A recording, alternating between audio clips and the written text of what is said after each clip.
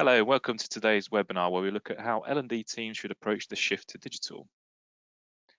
My name is Bogdan Tiganov. I'm the Head of Content Community at Cypher. Joining me today are Fiona McBride, Learning Consultant, and Toby Gilchrist, Head of Implementation Services, LMS at Digits. Welcome, guys. Hello. Good morning, everyone. And first up, Toby, just to say a few words about Digits, please. So good morning, everyone. Toby Gilchrist, Head of Implementation Services at Digits. And at Digits, we have our learning platform, GlowLearn LMS, which is an enterprise-based platform. So it means we can customize, configure to really reflect on our clients' learning requirements. And we've also been creating content for a number of years now. So 27 years experience in the digital learning world, building e-learning, digital websites, etc. So between content and platform, we can produce some pretty cool things to reflect learning requirements. Cool, thanks, Toby. And Fiona? Hiya, thanks for having me here. My name is Fiona McBride. I'm a learning consultant and facilitator. I've been freelancing now for, 9 years, I think. Nearly 9 years. Been working in L&D for a lot longer, so we're not going to talk anymore about years on that. I'm really passionate about good L&D, and I absolutely love kind of helping people learn. Like, that's my thing. I'm also a yoga teacher, so make sure you're kind of stretching and sitting up straight in your chairs. Get away from the desk, stand up and listen to our webinar, maybe, if you want. Move the body a bit. I have a variety of clients I work with across all different types of industry, doing all different kinds of things. And one thing I really love is supporting L&D teams to evaluate their offer, to think about how they are offering, supporting, curating good learning, and just helping people to have really good learning experience. So thank you very much for having me today. And just to go over the agenda today quickly. So we're going to start off with looking at learning from the pandemic and sharing stories. Next, we're going to look at what research tells us about what works, harnessing the advantages of digital learning, engaging people through digital learning. Then we're going to investigate some practical tips for effective learning online, and finishing off with culture and environment and how you can prepare for digital. And just to let you know, this webinar is being recorded, and the recording will be emailed to you tomorrow. That's the 20th of October. And just to start off with a question from Fiona. Great, thank you so much. So yeah, I wanted to hear from you all, and I was intrigued to think, I wonder, when you first saw the term shift digital in the event description, what came to mind for you? So if you were up for finding the chat box, hopefully it's there, typing your message in and sharing a couple of quick thoughts with me around what you first kind of thought about when you hear that term shift to digital. Kind of what does it bring up for you? So we'll just have like a few seconds, let you gather your thoughts and yeah, find out where you're coming from with it. And this is always where I think we should have some kind of like lift music or hold music. Bogdan, it's like should be kind of like background music. Like I don't know if it's available on this version of the platform, but it's one I can suggest. And it's really interesting because I think this shift to digital has been really different for lots of people, which is why I like to ask the question, kind of to hear people's experiences. We've not had much in the chat, so I'll tell you what, let's move on to the poll. Fiona, actually, interestingly, all is come up in the questions panel. So if you go to the questions panel, they've all come up. Yeah, so there's lots in there. Not in the chat. Oh, brilliant. Can you share a couple of things with me just while I get that up? So if you open up that panel. Yeah. Oh, amazing. I do apologise. I was box there ready. I'd written hi in there and everything. Oh, excellent. Okay, yeah, learning online. Mary, I really hear that. Kind of, it can be quite lonely. Yeah, absolutely. Online, giving staff the opportunity to learn at their own pace. Holly, I absolutely love that. Self-managed learning. Holly, I could talk to you about that all day. That could maybe be another session we do. I'm really passionate about that too. And then Helen, yes, of course, that moving training into a virtual setting and then moving what was face-to-face to to online one. Angela, thank you. Excellent, thank you very much. And Holly, your point there saying it's 2021, why haven't we shifted yet? Oh my gosh, I feel like we're going to get on so well today. I'm kind of there with you with that thought. Thank you so much for the comments. I'll keep my eye on that box now, so the chat box. Bogdan, let's run the poll then. Let's run the poll. Yeah. Question here again, just to kind of get your thinking and hear from you a little bit. What technology do you use to support learning in your organisation? So we have a number of suggested options here. We have learning management system, we have virtual classroom, we have content libraries, video podcasts, and then there might be something else. So you can only choose one in the poll. So just choose your top choice. What do you use the most at the moment? And if your top choice isn't on that list, then use other and then share in the chat or in the question box what it is you are using technology-wise to support learning in your organisation. So we've got two contenders coming in quite loudly at the top. I can see that there at the side. Okay, another couple of seconds and then we'll close the poll down. Yeah, so quite clearly straight away we've had virtual classrooms coming out as the top, so things like Zoom, MS Teams, etc. And then LMS coming in quite quickly after. And then interestingly, I've just noticed in the chat we've got a couple of comments from people. I love Angela saying a full learning ecosystem, all of the above. I can't just choose one. Do not apologise, Angela. That is like gold star material right there.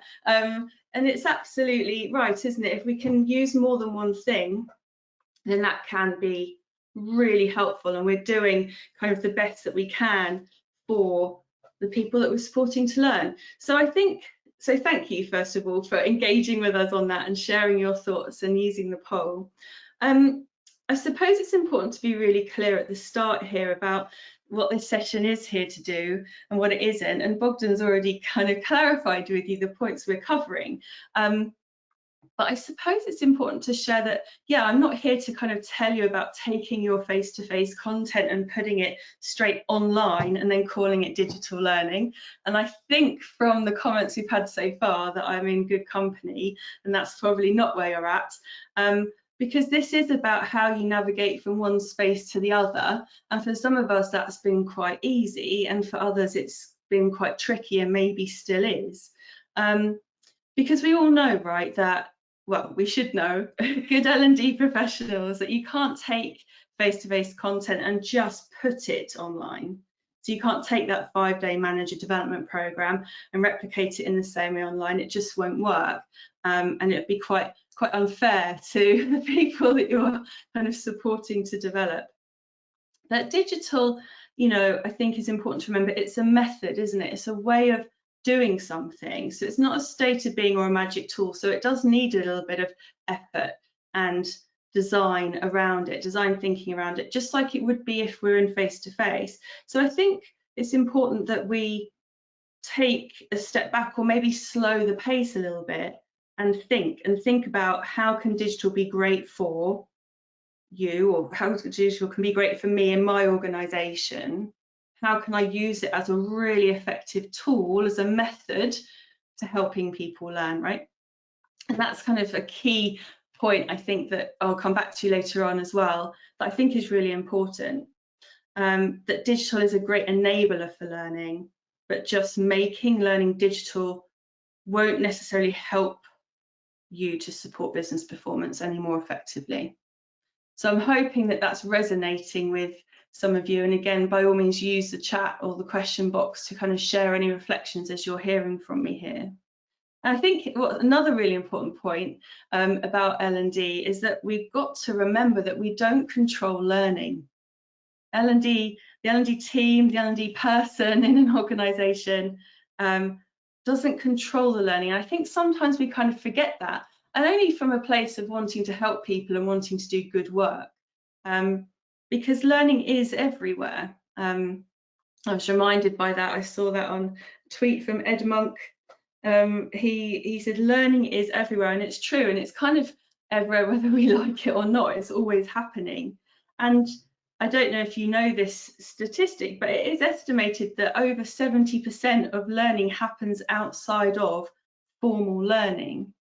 And I think that's really important thing to remember, because, you know, I think that part of this is the challenge for kind of the modern L&D person, is to kind of, you know, how to let go, how to stand aside and enable others to learn rather than kind of control others' learning, and becoming someone who gives support and provides a space for learning and curates and signposts, etc., to help other people do really well in their L&D and in their kind of professional development, in that learning journey, which I know sounds super cheesy, but I do kind of believe it. I just realised this is being recorded, isn't it? So that's out there now forever, the learning journey. So anyway, yes, utilising digital within learning is a brilliant way to help ensure people kind of have that really good learning journey. And when we look at the CIPD, so the Chartered Institute of Personnel Development, who I work with a lot, who I've volunteered for in the past,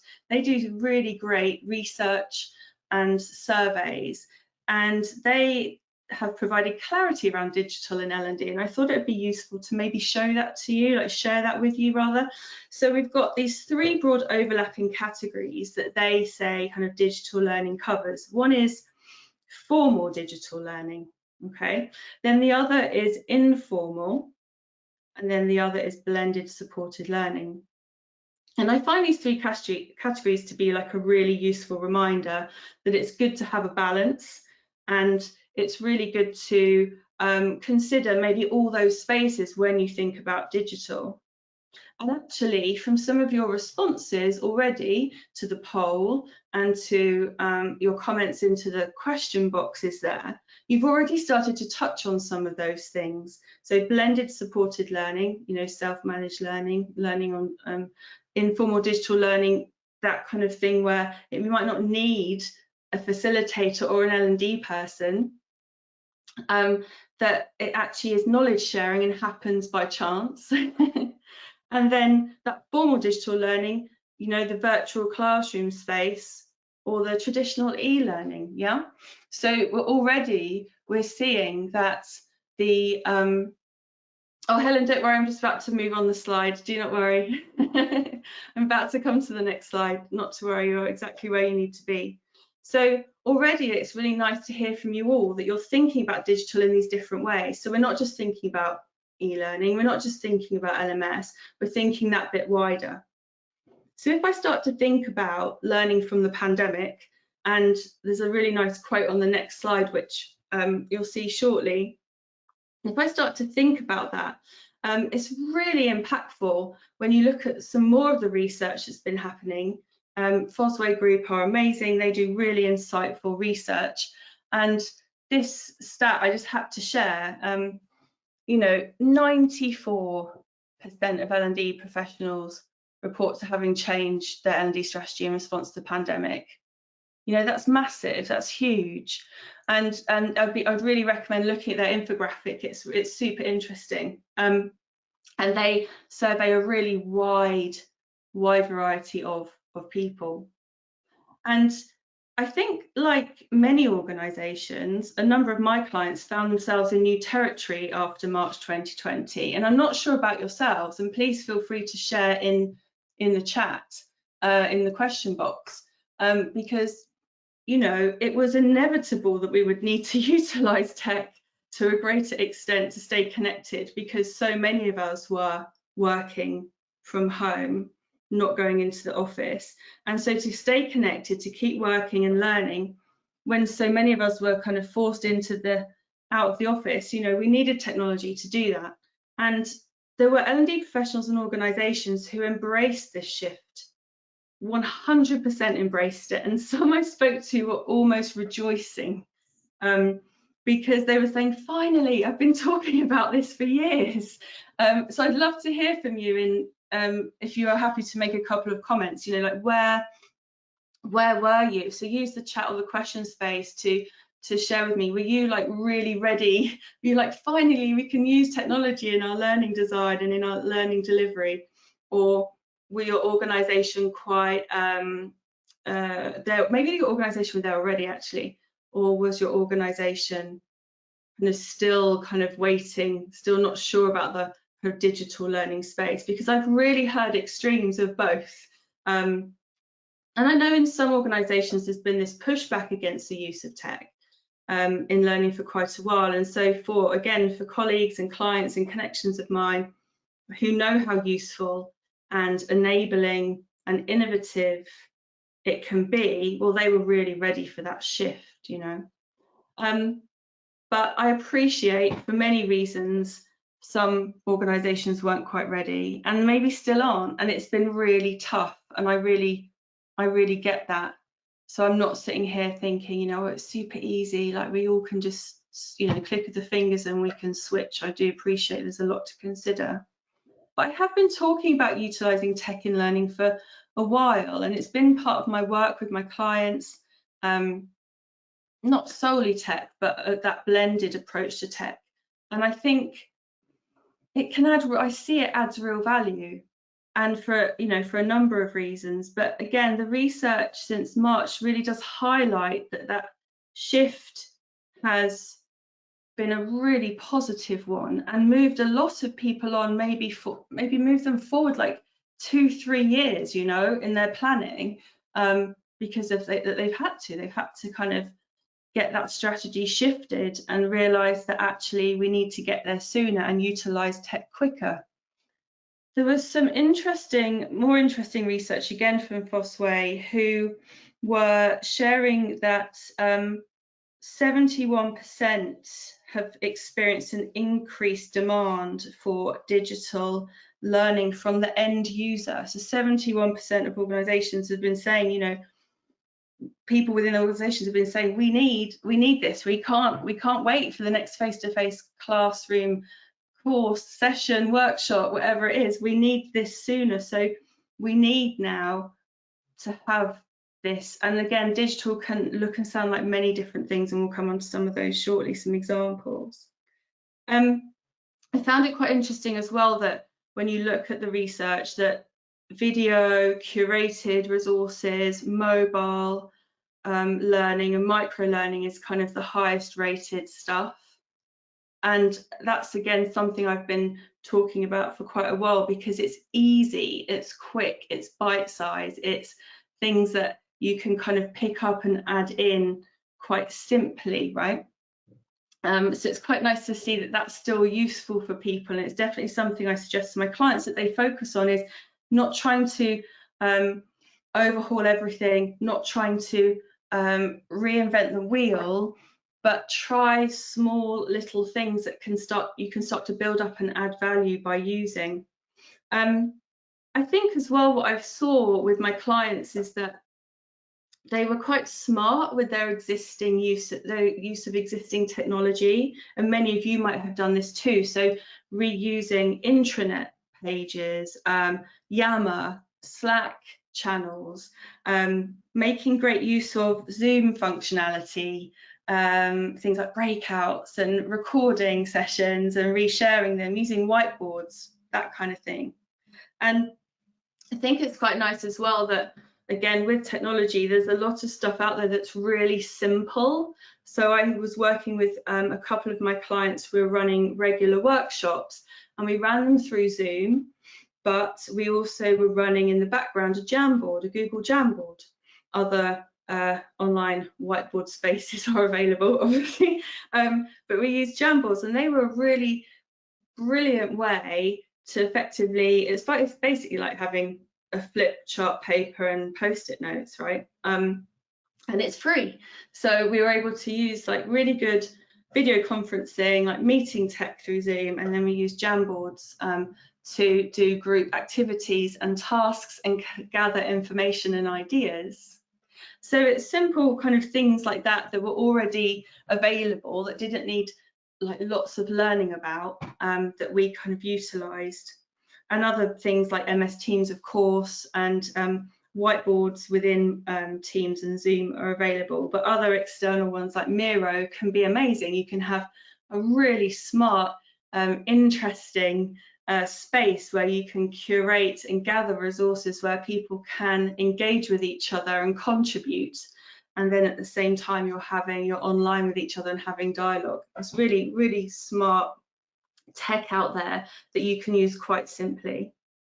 I've noticed as well from this time since March around the role of L&D. I found it quite interesting, and there's a number of different reports out there, and we can share some of these reports, links to reports with you after if you're interested. But I think the role of the L&D professional anyway has changed in the last few years, and that's something that's been talked about widely. But I think with regards to what's happened in the last year and a half, I think the role has really shifted, and again, I'm really keen to hear different perspectives. So if that kind of resonates with you and you feel similarly that maybe the role of the L&D professional has kind of shifted, I'd love to hear your thoughts in the chat or in the questions box. I think we have to do a bit more listening. I think there's a bit more in our work where we can listen a little bit more to then help support. And like I said, we're not the ones to be in control of the learning. We need to actually kind of support and curate and almost become, there's a term that's been used in my networks in the last year or two, performance consultant. So engaging and kind of consulting with people who need to learn to help them find a solution, to kind of work with them alongside them.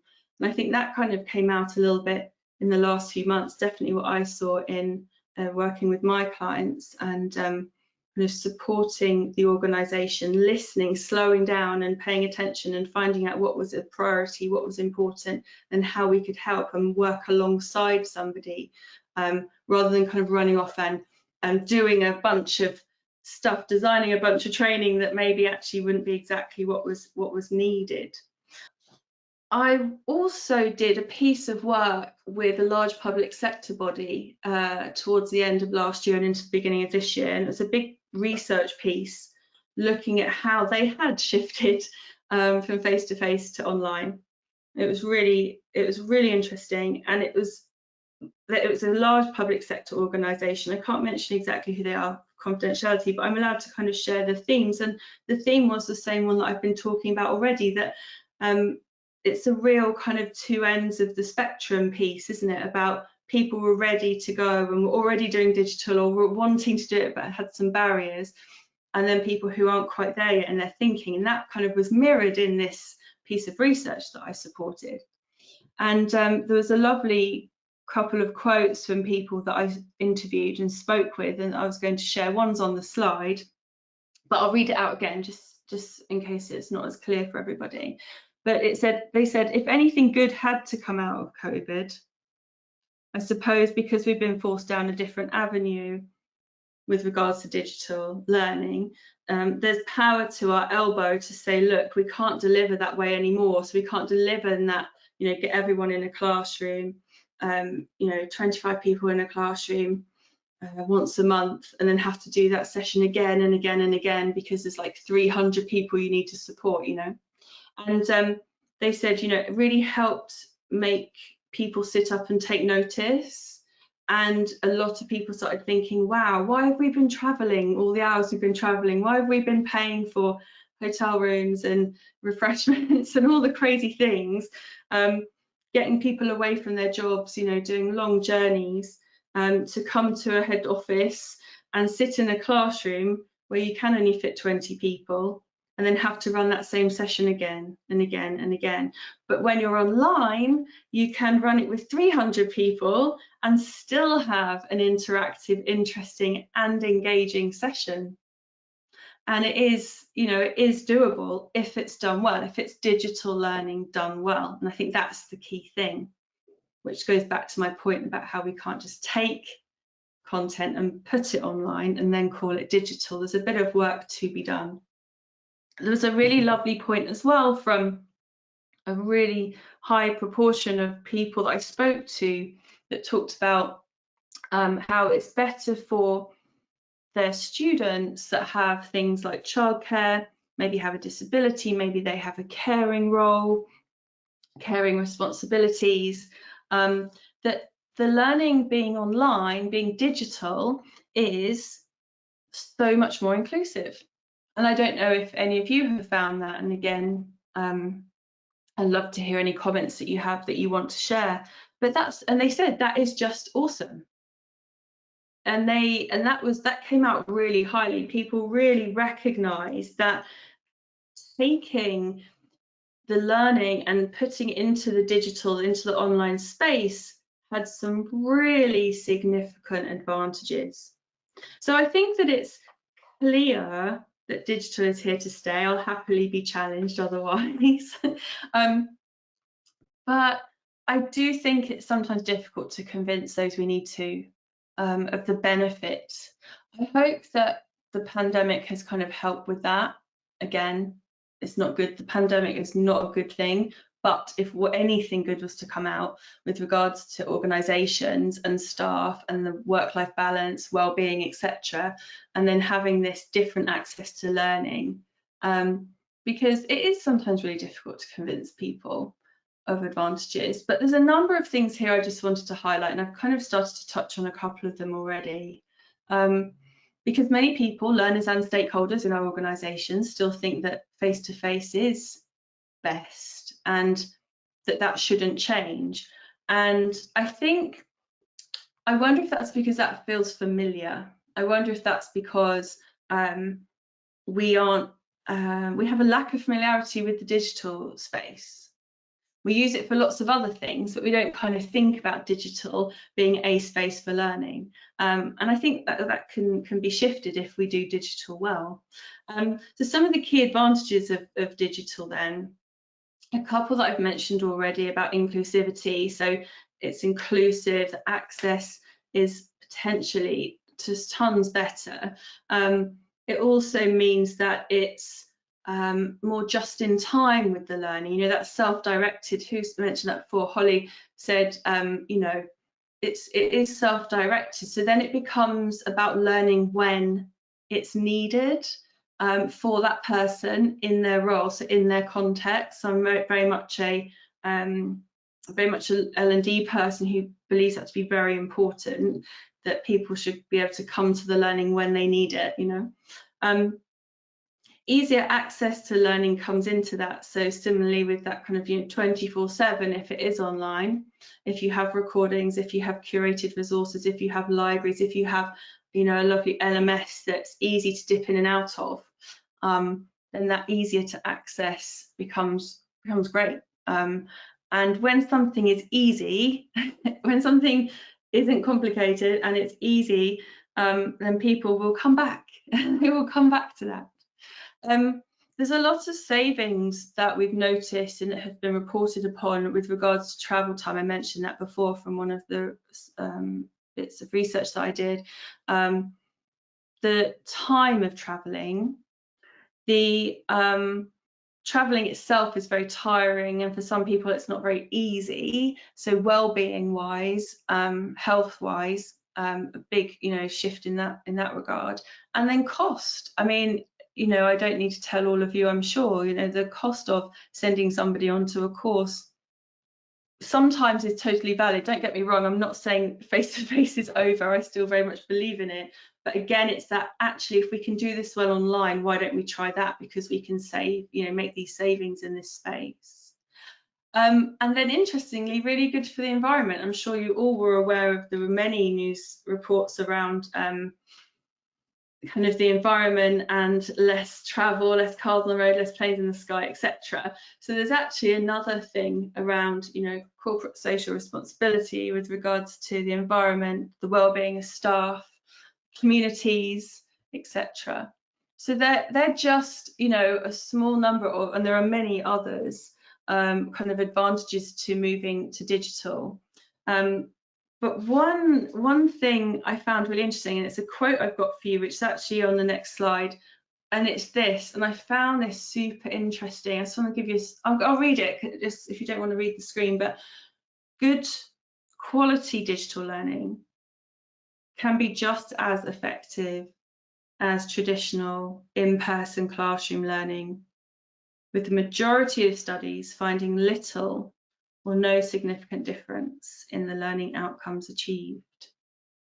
I don't know about anyone else. I feel like we've missed an opportunity to do a poll here, Bogdan, actually, because I remember the first time I read that, I was like, wow, like that's massive, right? Because I don't think many stakeholders, if you have a stakeholder who's not quite convinced about digital learning just yet, I wonder if sharing this with them might help their understanding. I would highly recommend looking at this report. It's the CIP Digital Learning in a Post-COVID-19 Economy. It's really interesting.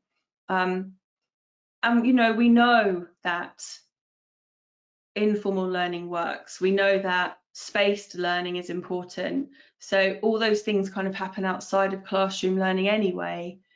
So I wonder if we just need to shout about it a little bit more. You know, I wonder if we need to be a bit more firmer in knowing that, you know, there's research, there are studies that say that actually utilizing digital and giving people space and time to come to their learning when they need it is a very positive thing and helps them in their roles and ultimately helps the business perform well. So yeah, basically, if done right, I think digital has other advantages. There's so many that I could talk about, depending on different types of course, but we talked about accessibility, but convenience as well. You know, it's convenient to fit it into someone's day. It also increases the ability to deliver across like multi-site. So another big thing was about how people found over the last kind of year and a half plus this connection and this learning alongside colleagues that they may never have met before. So global organizations were able to start connecting people in a really different way. And again, if you found that, I'd be really keen to hear your thoughts. People learning at their own pace, this self-directed learning piece is really key. And there was some interesting research by, well, according to Forbes, by the Research Institute of America, retention of learning appears to be improved when delivered digitally. So that was a really interesting kind of piece around the Research Institute of America concluded that digital learning boosts retention rates by between 25 to 60% compared to retention rates of 8 to 10% with traditional training. It's massive. Again, it's huge. So there's so much data out there that shows us that digital learning can work really well. And yes, we might have been forced into this shift to digital in the last kind of year and a half, but actually, you know, maybe that can be something that we can see as a positive and that we can continue working well with and getting right. So on the next slide, I have another quote. I'm a bit of a fan of quotes at the moment. I'm seeing there's so much interesting research out there. This is what I talk about a lot. When I go into work with my clients, I talk about kind of the learning environment and the learning culture. And I feel quite strongly about this because actually, ultimately, at the end of the day, whether we're learning in a classroom, in a workshop space, face-to-face, or we're digitally enabled, we need a good learning environment. So I do believe that preparing for digital learning has a lot of the same foundations as preparing for any learning at all. And Bogdan and Toby and I were having a conversation about this topic as part of our prep for today. And I think Toby said it. He said, you know, around this, you know, shift to digital, we've maybe a good way to think about it is evolution, not revolution. Yeah, we don't have to have a huge digital transformation piece here. it's really important that we remember learning is happening all the time. And we maybe need to take a bit of a step back and take that more holistic view. And I have a couple of questions for you to reflect on, and these can be to take away, but we put them up on the slide just to share them with you, because I think it's important to stop and think before we make massive changes. So I really like these questions and often use these questions when I'm chatting with my clients, when I'm going in and trying to find out what the culture of learning is about, what the environment for learning is like. And these can tell you quite a lot about what's currently going on to then help you start to think about your next steps. So what is the attitude like towards learning currently in general? How do we talk about it? Is learning a good thing? Is it seen as a positive thing? And are people given time and space for learning? And then do we trust people to develop and problem solve for themselves? And then that last point about what role do we take? So that's the L&D personal team. What role do we take to help support people to learn? So there are some questions I'd really suggest taking away and thinking about and reflecting on. And then I wanted to share with you, before we come to hear from Toby with some specific examples from his work, I wanted to share with you kind of some things about, what does work, what I've seen work really well. So having asked those questions, what then I've started to explore with my clients. And there's a number of things here. And there's one thing about keeping it social. The other thing is about making it real and practical.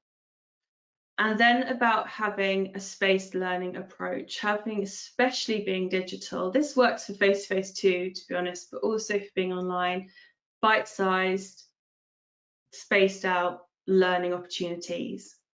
Making sure it's accessible, of course, having things with subtitles, having different ways to access the content and the messages, and then also having the support by senior leadership.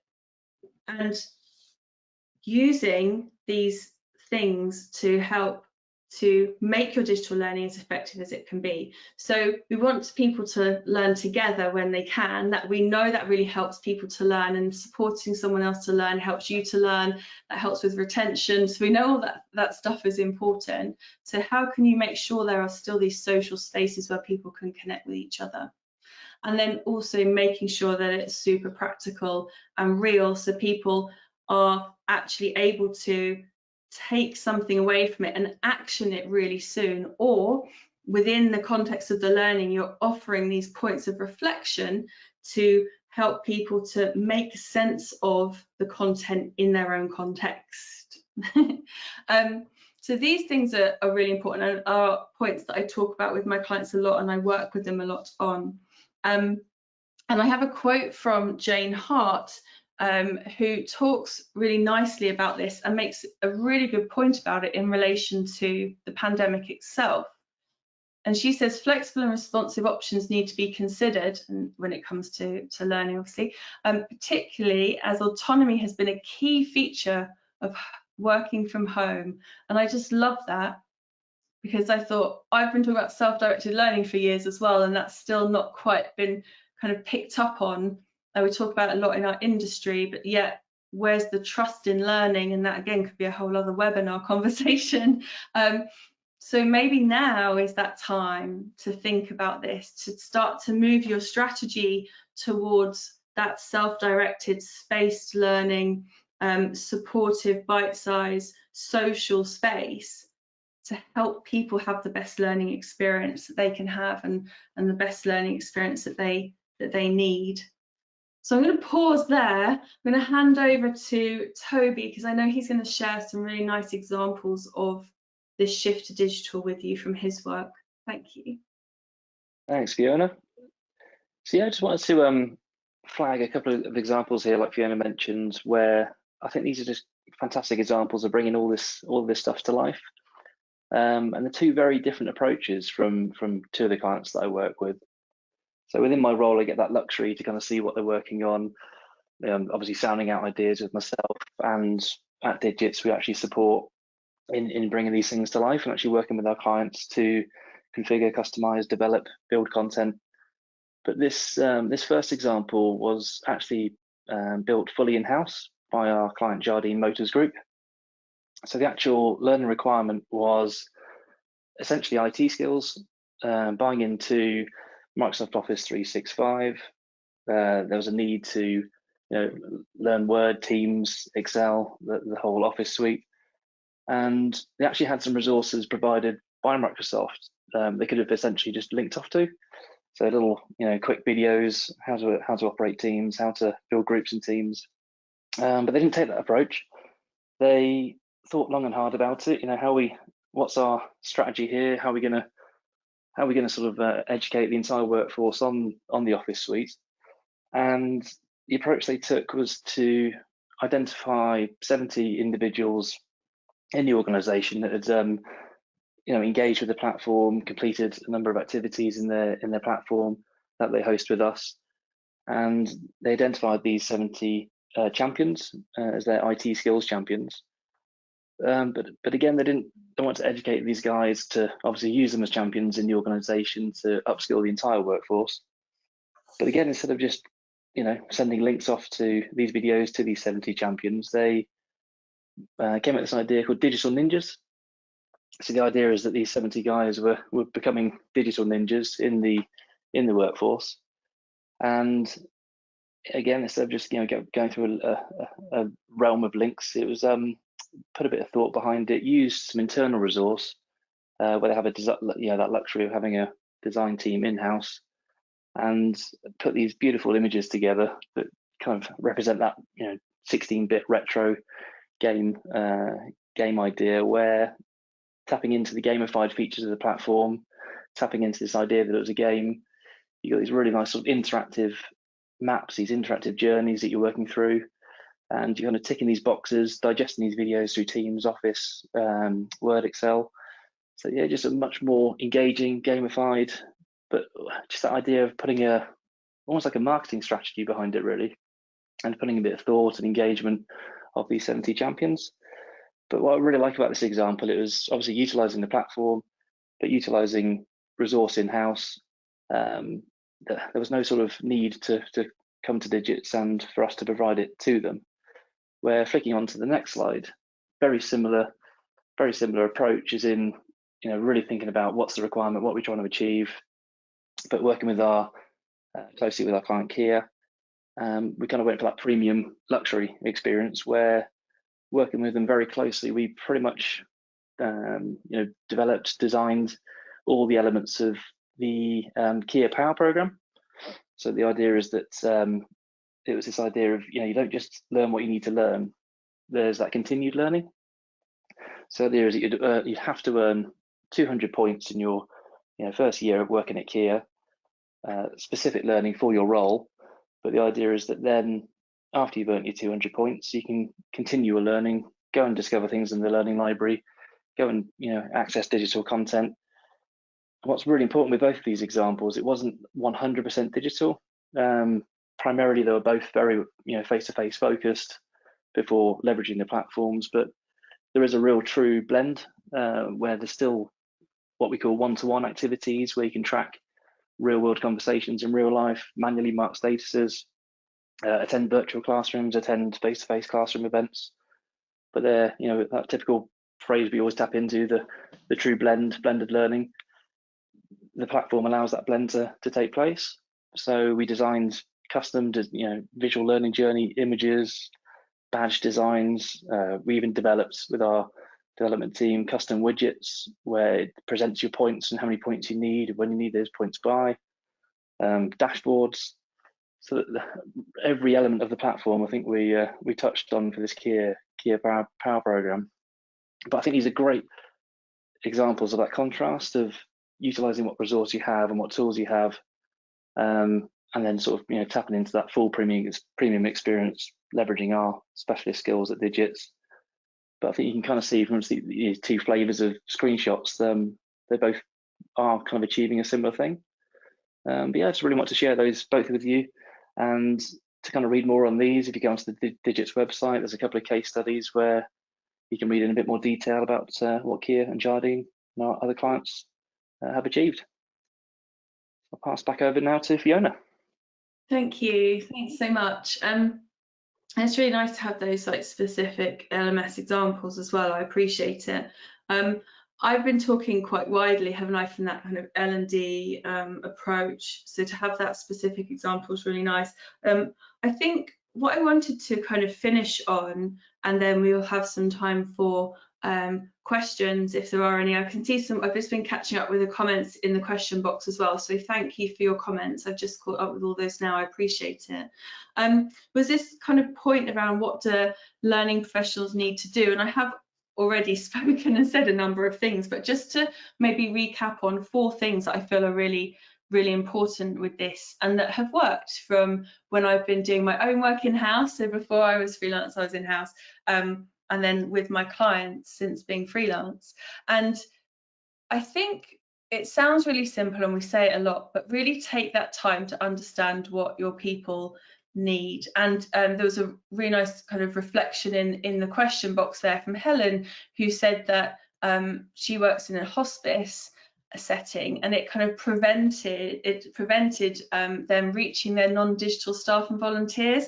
So of course, whilst I'm here going, digital's great, of course there'll be times when it won't always work, or it won't work, you know, 100%, and it's making that decision, isn't it? So it's knowing your audience, knowing the people who are there that you're looking to support, and working out then what is it they need and asking them. Again, I do feel like, and I think we do this for good reasons, I think we often work away sometimes from the business a little, and because we want to create something really great and do a really good job, and then sometimes we kind of lose that connection with the business. And I'm not, honestly, I'm not saying that's a critique. I've done it myself. I've been asked to, you know, develop something. I've gone all kind of guns blazing, like really excited and really geeky about it, and then kind of had to remind myself to like reconnect back in with the business, with the team, or the area of the business that I was supporting. I think that's quite common. So remembering to keep checking in, but also remembering that we don't have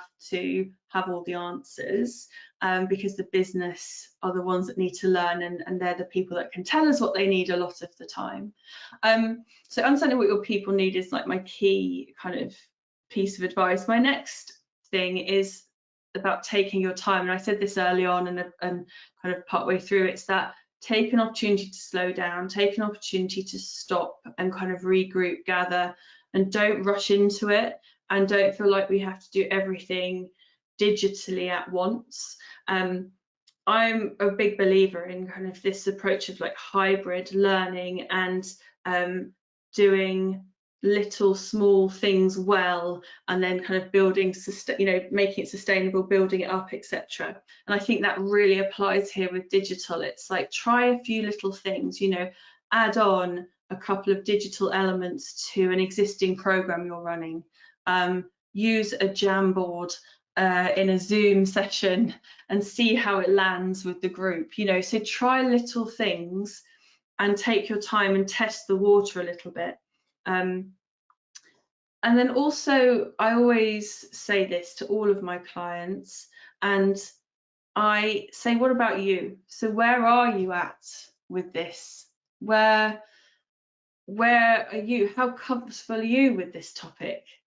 You know, you've come to listen to this session for maybe a variety of different reasons, but is this because you're starting to think about this more? Is it because you're needing to develop for yourself? Or maybe you're thinking, actually, I want to gather as much data and information as I can before going back into the business and sharing with my stakeholders around what I think the best, you know, digital learning strategy is. You know, the best approach to my learning strategy is, digital or otherwise, for my organization. So give yourself, like, allow yourself that time to understand and to get clear in your own head too, and do the learning and the fact finding for yourself. And then don't reinvent the wheel, you know. Just everyone's been doing this, people have been doing this for years, some have been doing it for months, some have been doing it, you know, everything in between. So go out and connect with your peers, connect with your network, and find out what other people are doing. People talk about this stuff online a lot. There's I don't know how many of you are on Twitter. I'm on Twitter and LinkedIn, and there's chats on Twitter, there's discussion boards on LinkedIn where people are talking about this all the time. So go out there and hear what other people are doing. And also people are really generous and they're really good at sharing where things haven't gone so well as much as where it has. So kind of that learning from just testing stuff out and seeing how it's landed and if it's good or if it's not good and everything in between. So don't feel like it's all on you to kind of create this from scratch, from new for yourself. To kind of be kind. I think I should add a fifth point here. So kind of be kind to yourself in amongst all of this. And I have this this photo which I was allowed to keep on my slides because I love a photo. I also love stationery, so if you knew me you'd know I love stationery, and this was in a notebook I bought, and it's been open on my desk for a while, and I've used this a few times on presentations now, and I love it. It says start where you are, use what you have, and do what you can. And I think that's huge for me. I think it's a really nice thing to try and remember, because you're all trying to do good work. You're all trying to support your businesses, your organizations, your colleagues.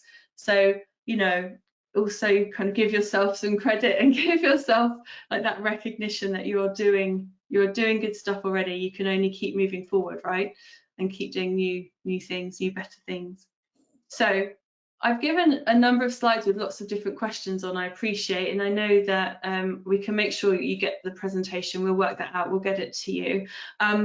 My final slide before I go back to Bogdan and hand back to him are just a couple of other questions, again, that I just often find useful to use in any learning context, which is that piece about slowing down and checking in. What are you doing already? Is it working? If it's not working, why isn't it working? And what else could you be doing? And I quite like those questions. And those questions sometimes are excellent to actually ask the people that you're supporting to learn. It kind of engages them in the conversation around their learning, their development, their needs. So I just wanted to kind of pop those onto a slide as well. And John, I can see your comment there. I can see you're doing a career development guidance course, so you could definitely, use some of the quotes. I've given the sources to all the quotes, and we can give you links if you need them too.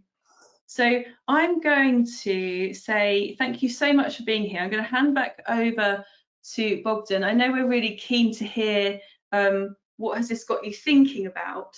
So using the chat box or the question box, whilst I hand back to Bogdan, it'd be great if you're happy to share any thinking that you have had in this last kind of hour or so. Thank you very much. That's brilliant. Thank you, Fiona. Thank you, Fiona and Toby, for the excellent presentation there.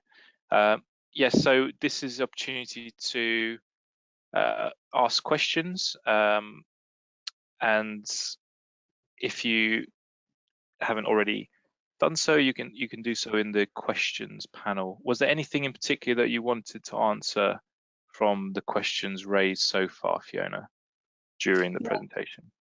Yeah, so I was just having a look through. We could sit and get on our soapbox. I think I mentioned this before with Holly, where she said it's 2021, why haven't we shifted yet? We could all get a cuppa, couldn't we, and stay for another hour or three and talk about that.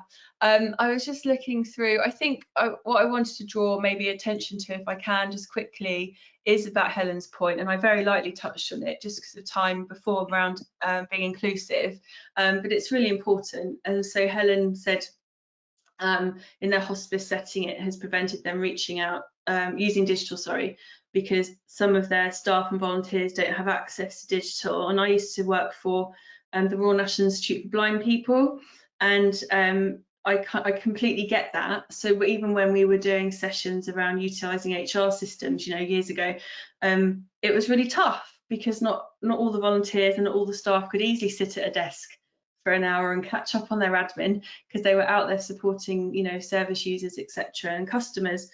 So I really hear that.